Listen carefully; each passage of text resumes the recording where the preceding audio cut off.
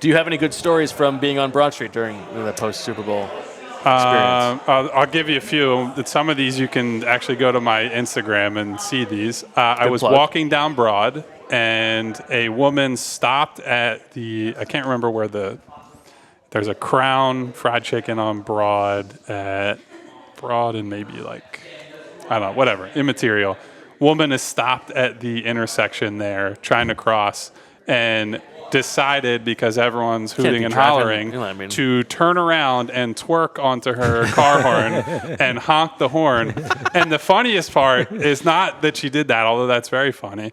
I posted the video, and a friend of mine from college, who I haven't seen in years, DMs me like, hey, look at my Instagram page. We must have walked in opposite directions and saw the same thing, but because you're in a sea of people, we didn't see one another. So that was funny.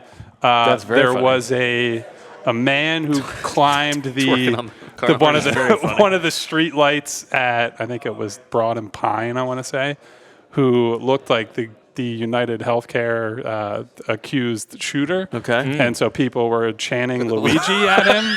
That was pretty interesting. We can spare any more commentary on that situation. And then, look, it was just a lot of... What a hero. I just walked around for a long time trying to meet up with people, but also I sent out a tweet that was like, hey, if you find me, I got a backpack of beer and let's have a drink together. So I ran into some people, including some people who watch our shows. Nice. I ran into Wesley Scher, who I used to blog with a million years ago at Liberty Ballers, who had some cigars. So I smoked some. Nothing is better when the Philadelphia sports teams win, because everyone here is in a great mood. So can I ask a question off of that? You've now, 3 Super Bowls, 2 wins for you?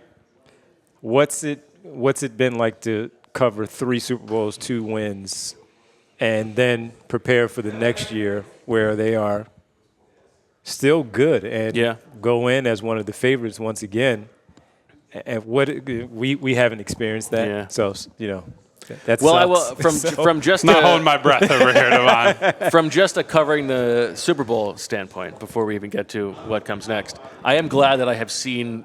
I mean, I'm not glad for you guys that they lost the Super Bowl, but I'm glad that I have seen from a human standpoint both sides of that. Yeah. The 2022 loss, it's just brutal because it's such a long road. It's so difficult to get there.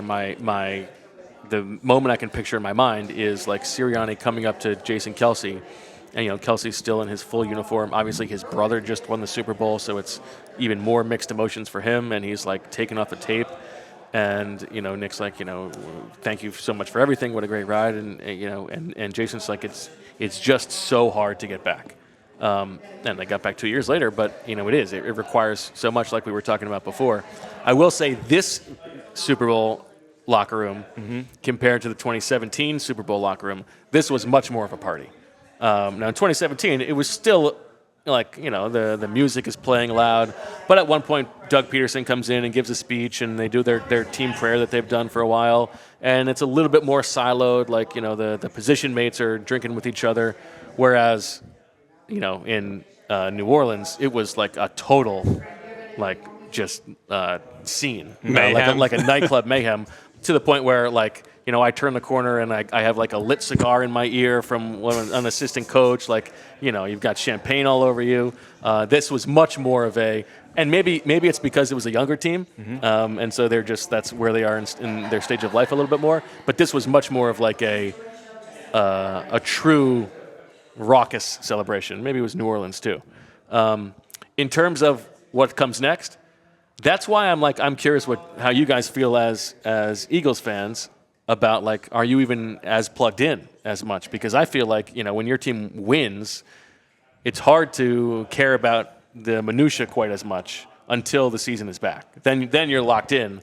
But I do feel like there is maybe a bit of a come down for do you care as much about who's going to be the backup tight end right now until it actually matters? For me, I didn't answer the question that you had asked, and Kyle went into it.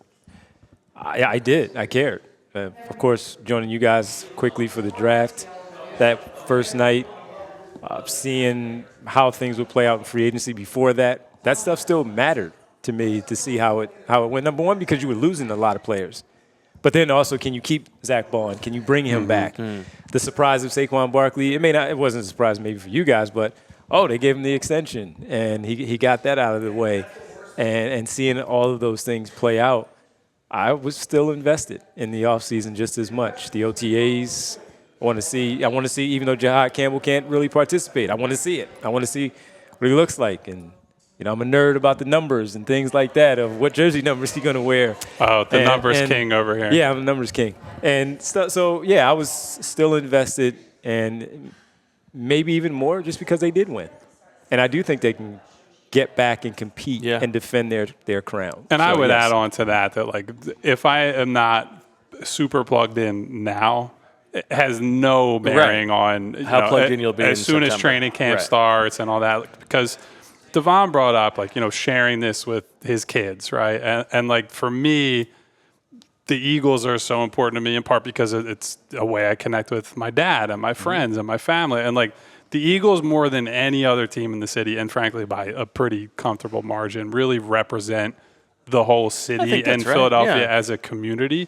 And so to me, like a big reason I do the job that we all do and like love this stuff is it's a way to, be in touch with that community all the time. And the Eagles are the most obvious example of it. So yeah, the second that, training camp opens and I start seeing, so-and-so looks great and boy, this guy looks fat and out of shape or whatever. And then you go through, preseason doesn't really matter at all anymore. But like that first game, I'm locked in. Yeah, I mean, we brought up on Anthony's show this morning, but intellectually you can think, okay, like they just won the Super Bowl. They've won 2 in however many years. Like I will be okay if they don't, win the Super Bowl this year. I have realistic expectations.